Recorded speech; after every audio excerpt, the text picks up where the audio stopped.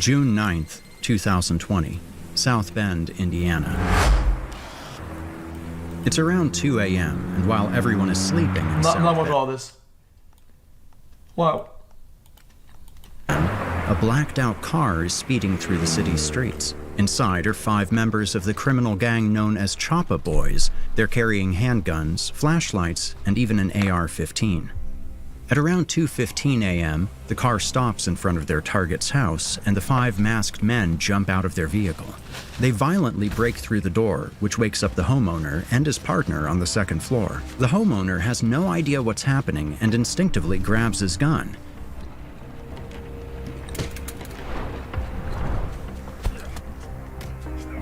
After a short fight, the homeowner is immobilized on the floor and his partner is caught in the bedroom. Over the next few hours, the pair is tied to a chair and interrogated to reveal the location of their secret stash. The victim is questioned rather intensively and even receives a bullet in his leg during the interrogation. Eventually, the homeowner gives in and leads them to the safe, which contains tens of thousands of dollars in cash, a few bricks of drugs, and hundreds of illegal pills. But just as the gang leaves the house with their loot, one of the neighbors realizes what's happening and calls the police. When the authorities arrive, they find a completely ravaged house, 2 people tied up, and a bunch of drugs laying around the house. However, nobody could have expected that this incident was part of a complex web of crime, fraud, and deceit that would lead the FBI straight to the mastermind of one of the biggest crypto hacks the world had ever seen. Huh?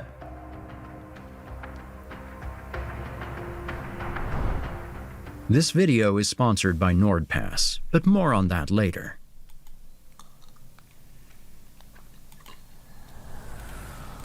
June 25th, 2020, Cedar City, Utah.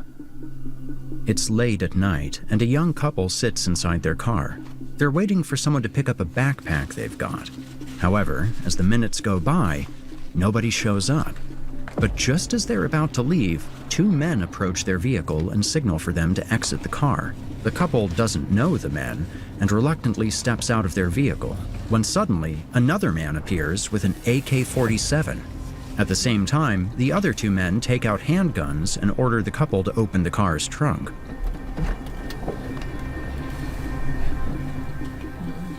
Inside is a backpack full of money. Specifically, it's $250,000 in cash, which the men take into their car before speeding away. Interestingly, with a license plate from Indiana. The pair immediately reports the theft to the authorities, and only a few minutes later, the suspect's car is spotted by state police, who instantly begin a high-speed chase until 2 suspects unexpectedly bail out of the car. The men try to run through the dark alleyways, but are eventually captured. In their car, the authorities find a bunch of jewelry, handguns, and an AK-47. Jesus. However, the bag full of money is missing. Instead, the police find a wallet belonging to a man called Marco Fernandez, who probably disappeared with the money. In any event, Fernandez is also arrested a few days later, though he doesn't have the money at that time. Interestingly, these 3 men are part of a gang called the Choppa Boys, and it turns out that they also were part of the brutal robbery that happened on the 9th of June. It seemed as if the case was finally closed for good, but when the couple whose money had been stolen was brought in for questioning, things started to get weird. When asked about the money, one of the 2 accidentally tells them just how much cash was stolen, which prompts the officers to question why they were in a dark alley with $250,000 in the first place. The couple, now visibly nervous, explains that the cash was earned through various construction jobs in California over the last year. The officer finds it suspicious and calls up his partner to help question the 2. But just as he arrives, the pair decides to leave. Something about all of this was extremely strange and led the authorities to open an investigation into the situation, including both the thieves and the couple. And just as they thought... I mean, this is like an IRS max win. Like, in any case, they would fucking forward this shit, fucking IRS or whatever, and they would do a bunch of background checks and a bunch of, like, they would be into his shit like crazy. Nothing about what the pair said was true. There was no proof of income, no proof of working in California, nor anything else that could explain the amount of money that they had with them. A few weeks later, the authorities finally decided to interrogate the couple, and even though they knew the pair had lied, they had no idea just how weird the truth would truly be.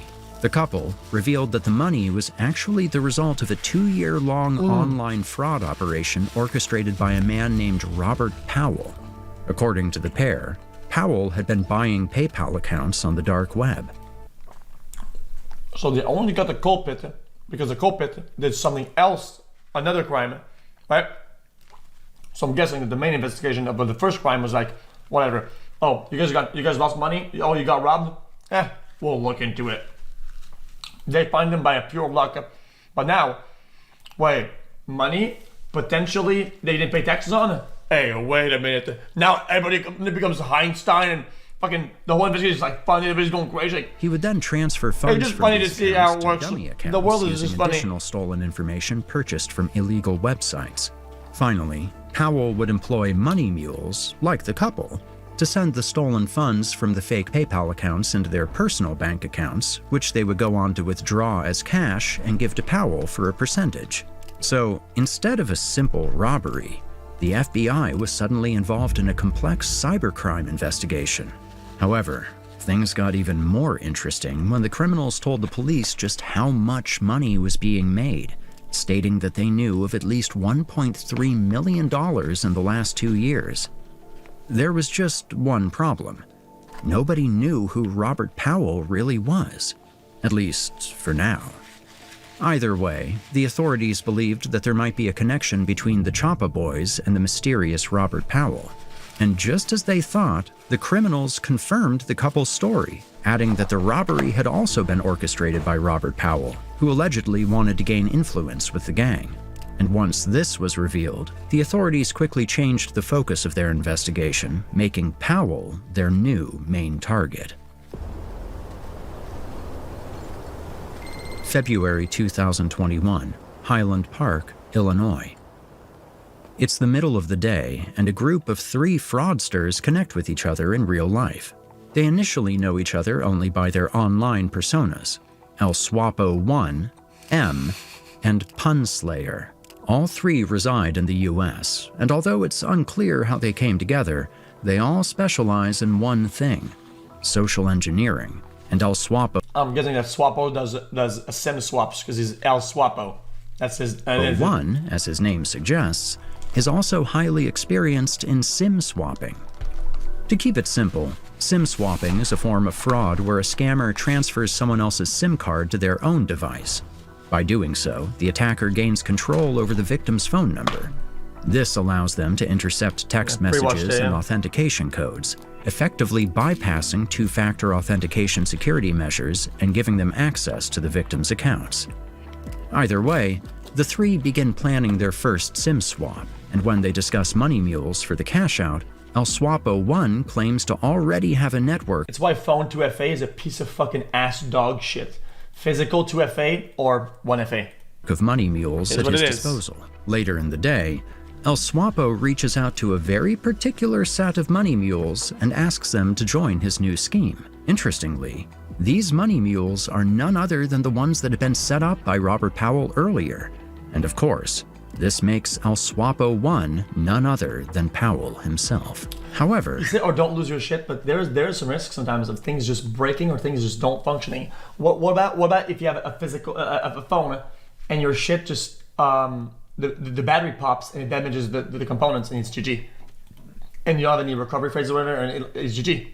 The couple, which was cooperating with the police at this point, begins asking him a bunch of suspicious questions, leading to Powell cutting them off in the event that they had been compromised. This was a major loss for the police. Exactly, that's what I'm saying. And the guy says, it was a reference to the guy just saying, don't lose your shit. Yeah, but sometimes it's not that you're being the dumb fuck about yourself, it's that shit breaks. But even yes, you can restore it, but you're not even following the arguments. Worse, since Powell realized that something you're not following was the train of thought here. He started to cover his tracks, both online and offline. He knew something was wrong and wanted to cut ties to any previous scams. But at the same time that Powell was trying to get rid of his past, the FBI managed to discover a bunch of strange stuff about him. Apparently, the 23-year-old Powell was living in a $2 million mansion in Highland Park, Illinois. Furthermore, he and his girlfriend had a bunch of high-end sports cars. But strangely enough, neither of them had any legitimate income. Classico. Mid-February 2021. It's early in the morning when a USPS mailman is on the way to Powell's home.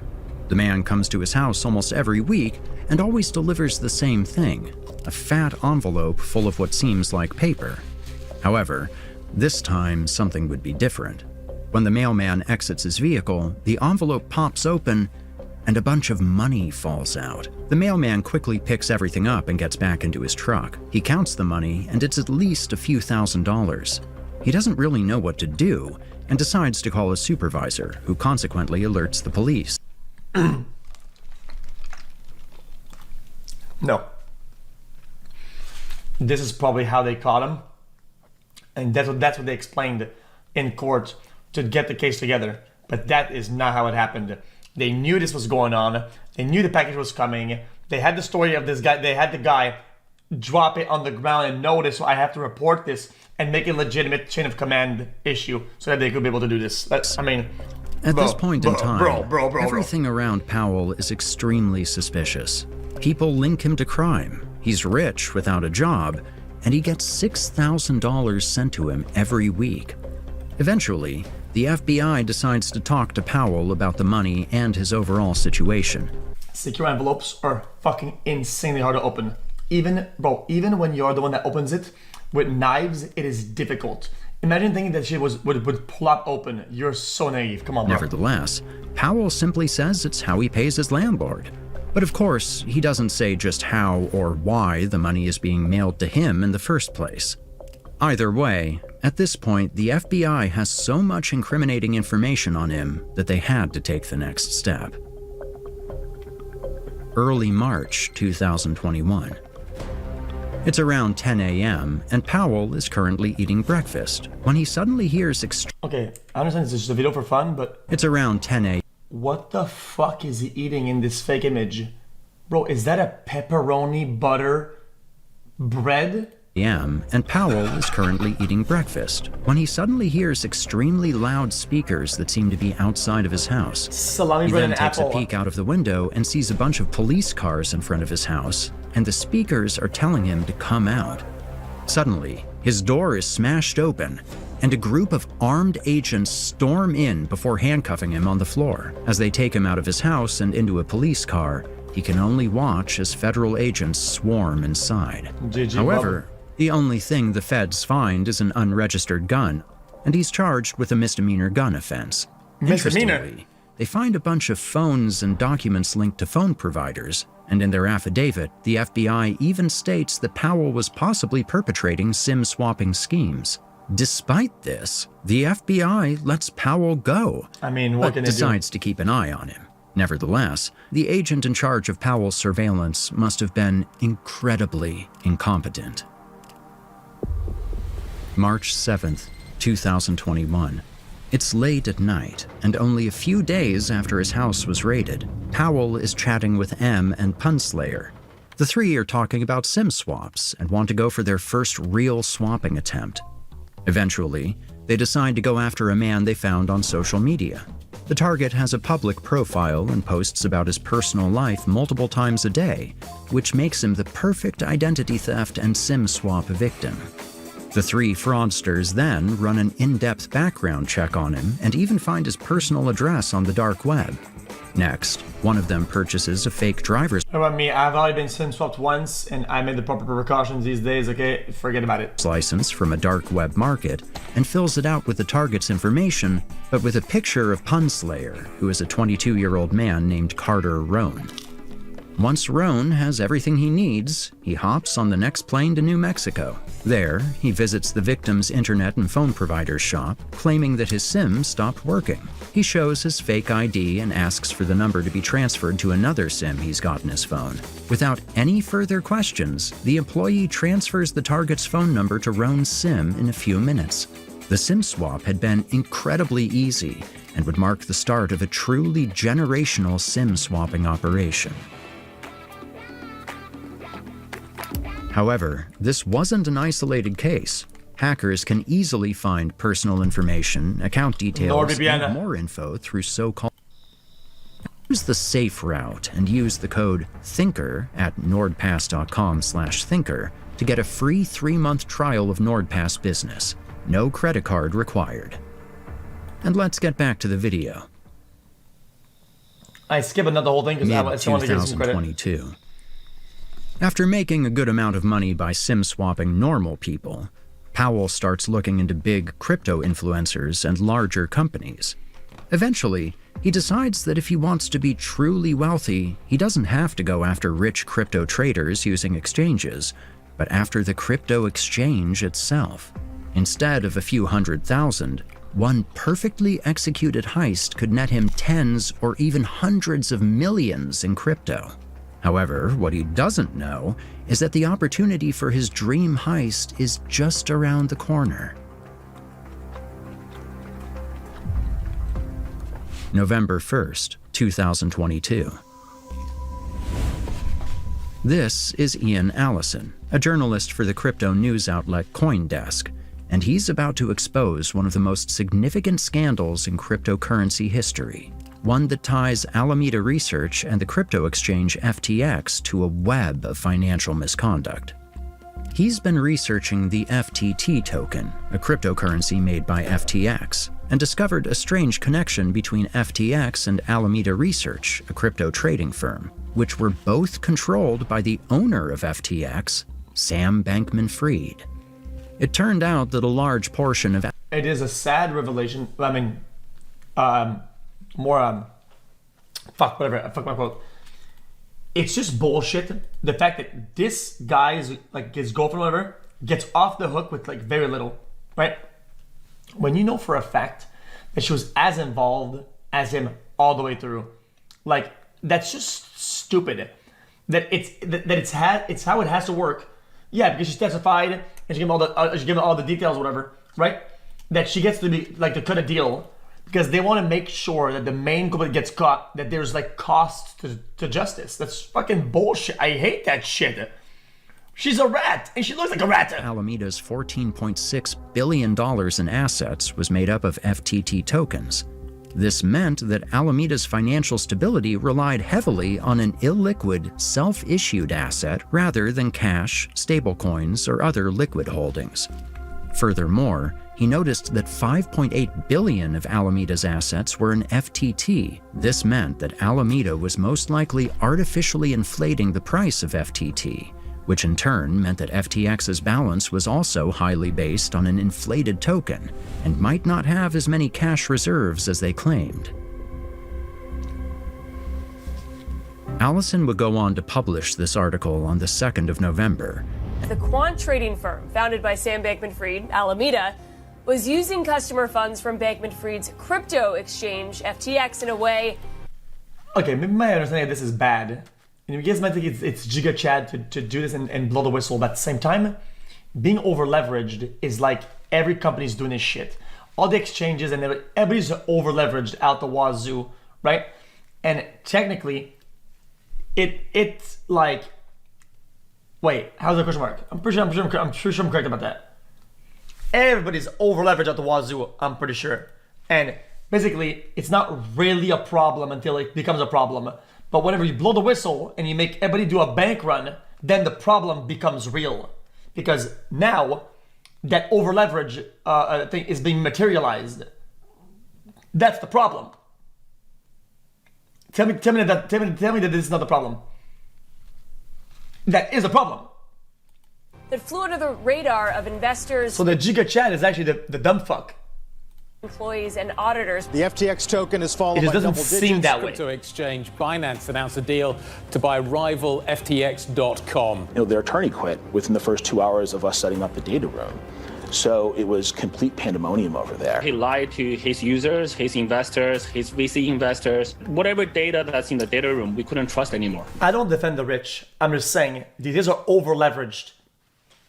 If everybody at Coinbase or whatever the fuck, or what another one, if everybody said, guys, I want the money that I gave you guys now.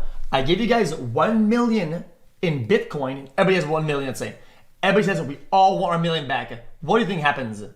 It's fucking GG.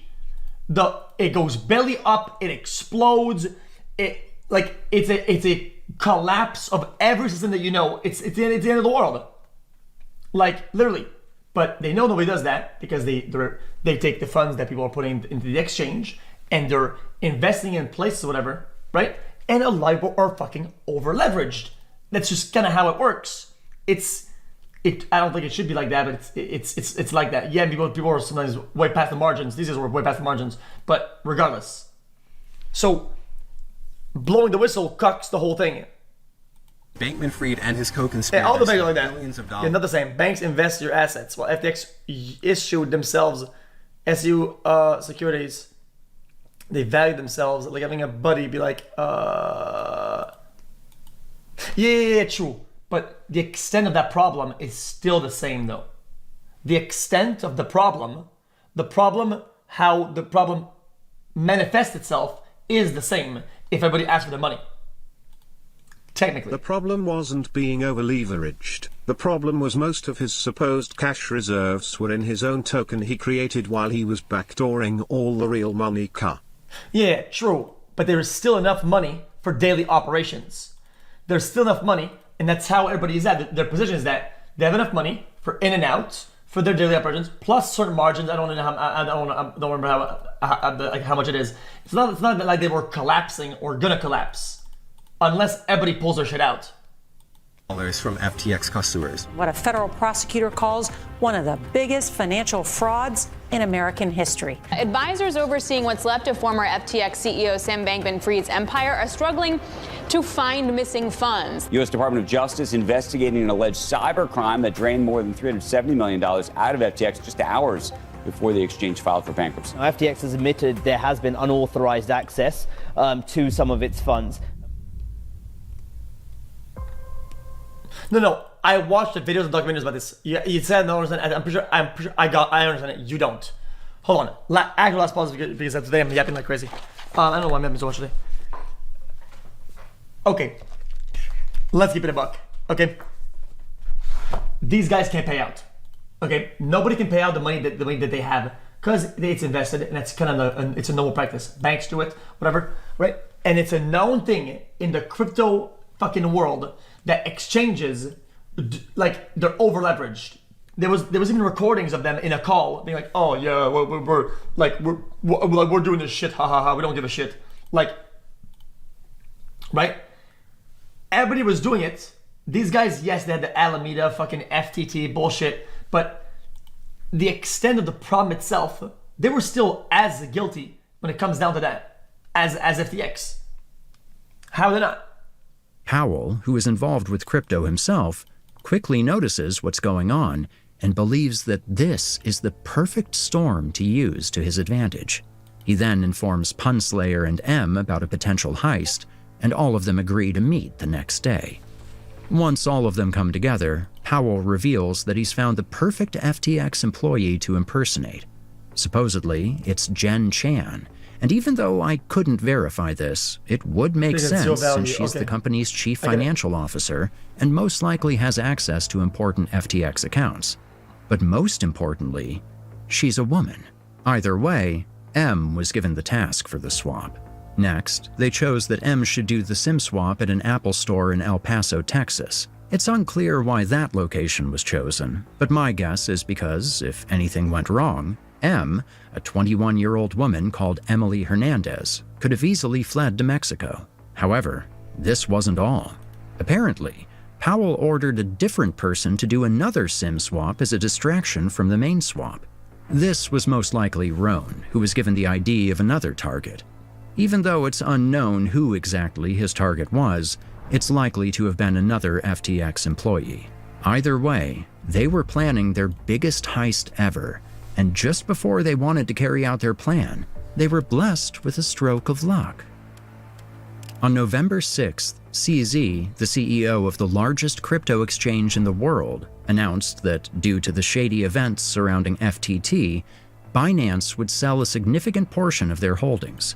This caused the price of FTT to plummet nearly 80% over the next few days, making it almost worthless and sparking an all-out bank Chat, did these guys also not have their own coin?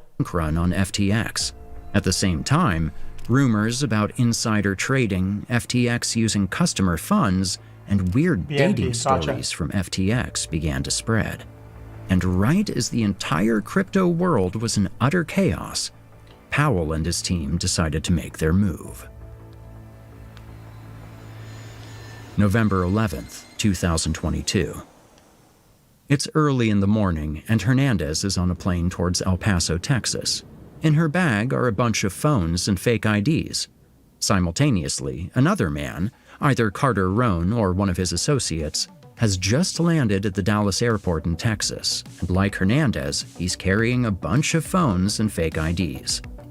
At the same time, Sam Bankman-Fried and his lawyers arrive at the U.S. bankruptcy court to, as you might guess, I still think also inside jobs / people involved that have plausible deniability, or I got hacked, or oh my god, it is what it is. Bro, some of these things that people can do with social engineering has a lot of it. It stops at a certain point. It just stops unless the people were deliberately giving them like a valid information or whatever, and they had a plausible deniability on how they found it. I'm sorry, it's just what it is. Some of these don't run up that far up. Declare bankruptcy. It's important to understand that once a company declares bankruptcy, it goes through a process that restricts the movement of its assets until it's approved by the bankruptcy court or trustee. This meant that Powell's gang had only a limited amount of time to successfully carry out their heist. That being said, at around 10 a.m., Hernandez is in a taxi heading to the phone shop, and miles away, Rohn is already in the store requesting the swap. Luckily for Rohn, the store is busy, and the employee quickly completes the SIM transfer without any issues.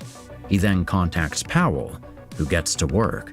In a matter of minutes, he steals over $1 million from an alleged FTX employee known only as AC. But shortly how? after Powell finishes the first theft, Dude. his phone starts to ring. It's Hernandez, and she's got important news. I've done it. Powell freezes for a second. He then uses the information from AT&T and the new SIM to enter the victim's email. There, he strikes gold. The account is linked to FTX's financial control panels. He tries to enter with the details he gathered from... I don't buy it. Yeah, AT&T used to be very weak at this. I even thought about suing them at one point because I was with AT&T and this happened. I got SIM swap too. Bro, they're so fucking bad. There has to be a level of accountability that they should take, and they should get sued for it. It costing their customers damages like that is ridiculous. And if they can't, they say, oh, it's our employees. No, I mean the protocols are there in order, and snooping around the victim's emails. Fuck them. It works. He's now inside FTX's... Oh, and the one employee that he got has 500 mil. Dude, fuck off. I'm sorry. I don't buy any of it. Chat, because I don't be a skeptic, chat, but I don't believe in any of this. Okay? Brother, if this was happening to employees at the time, right? When you get SIM swapped, you know immediately. Your shit doesn't work. Your emails are getting fucking bunch of stuff. You pull the plug, you call somebody at the company. They had a couple of employees say, guys, we've been getting SIM swapped. They would have cracked down on how they deal operations. Bro, they would have cracked down instantly. The one guy they got, is loaded full of actionable crypto, almost $1 billion. Fuck that, dude. Finance management portal, and has access to hundreds of millions of dollars.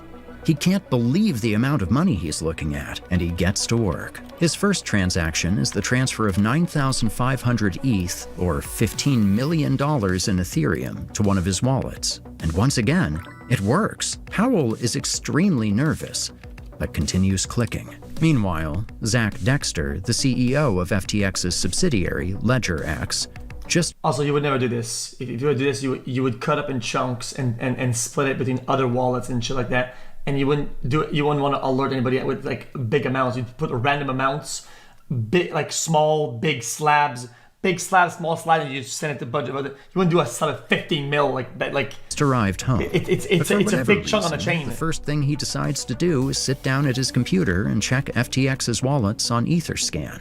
That's when he notices that something's off. Funds seem to be disappearing every few minutes, and he hasn't been informed about anything.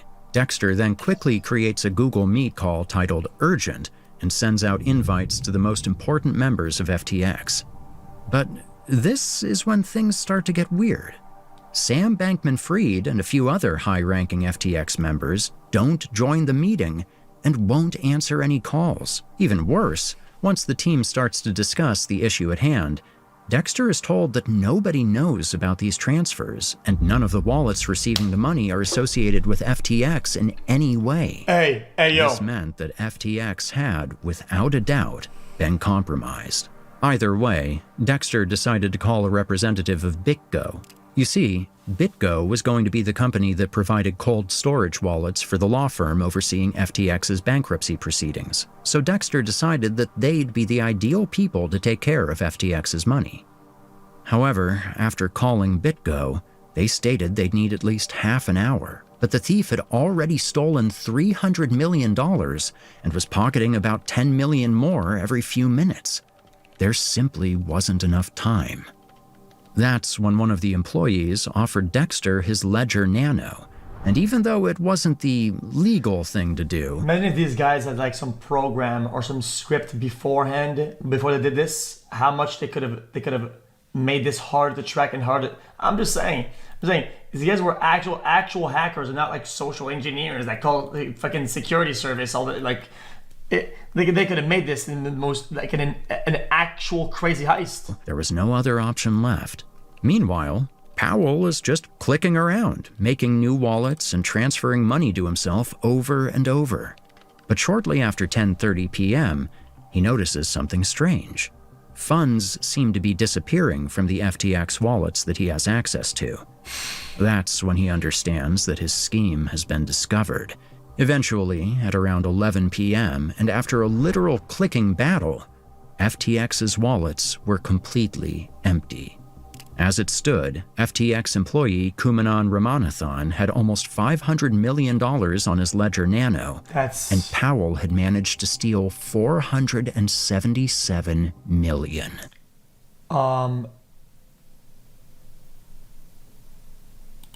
However, Powell knew his mission wasn't over. He had a ton of stablecoins, and these could be blacklisted by the issuer in case of theft, meaning that he couldn't use them on centralized exchanges. But Powell knew this and began to launder.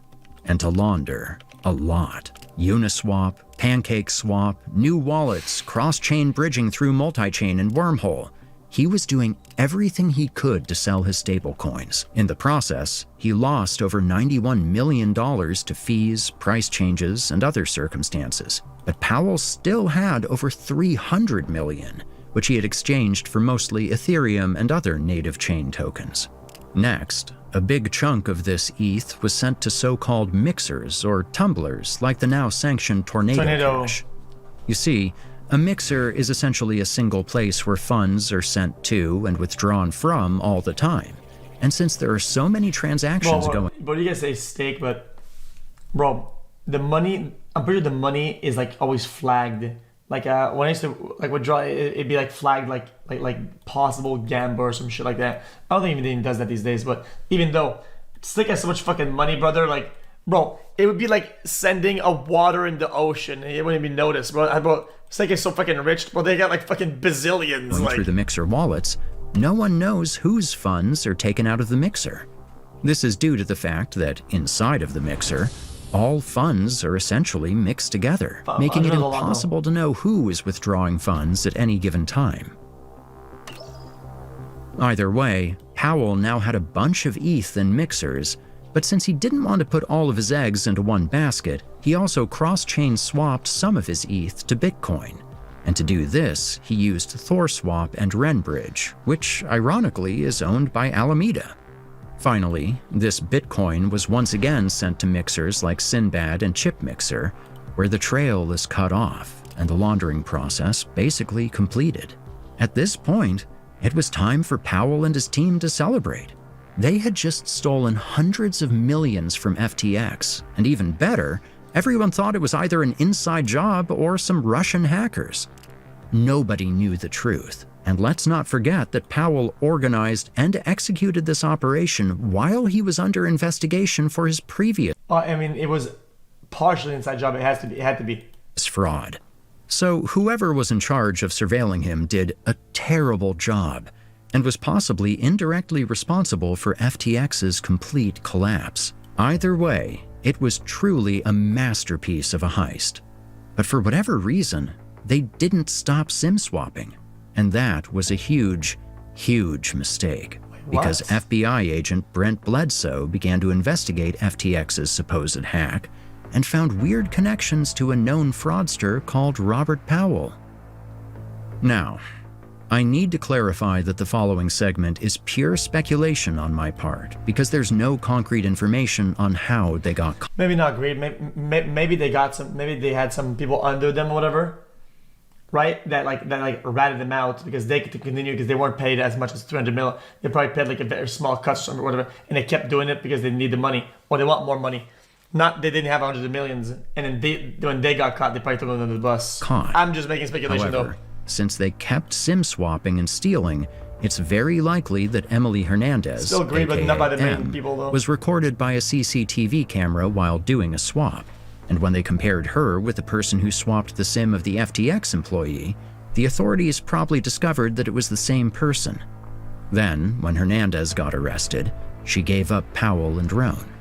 I say this because during the ongoing trial, Emily Hernandez pled guilty, and part of her plea deal was that she'd cooperate with the government. This means she... Dude, I was gonna say something that, oh man, I think I'm gonna get canceled. That's all good. She was likely offered a deal after being arrested, which involved giving up her... I just find there's a common theme with the woman throwing the men under the bus and getting deals to do these things. Why is that? What was the nature of that interaction? Partners for a reduced sentence. As to Powell, he's currently under house arrest and just asked permission to go to Chuck E. Cheese for his girlfriend's birthday, with his trial still being underway. Something that I found weird is that pictures of these three are nowhere to be found. I'm not playing the and sexual the case because they has flip no easier. attention given the degree of crime that occurred. This video is sponsored by... Okay, I love this channel. I think that was a good video. But Thinker, buddy man. What the fuck happened at 28 minutes? Did you run out of data? Did your computer crash? Are nowhere to be found, and the case has no attention given the degree of crime that occurred. Like let the thing fade to black, or like with the note in the background go, whoa, why just bonk? Guys, today chat, I had a lot of fun. Like, you see what I mean? Like, holy shit. Anyway.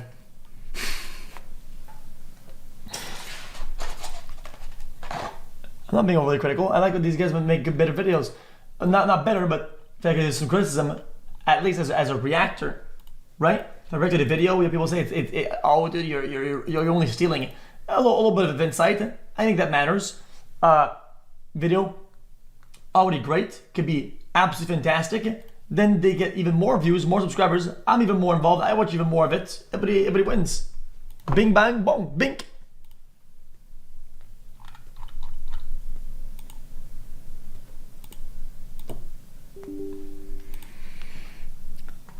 The vast majority, 99% of the people that have a lot of crypto, whatever, are just fucking scumbag cucklord fucks. That's just the way it is.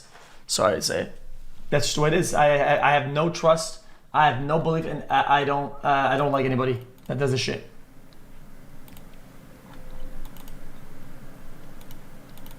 I'm not very involved with crypto. I just own a lot of it. That doesn't really. It's not what I'm describing. I just own a lot of it. That's not like doesn't mean that I'm involved and I'm doing shit.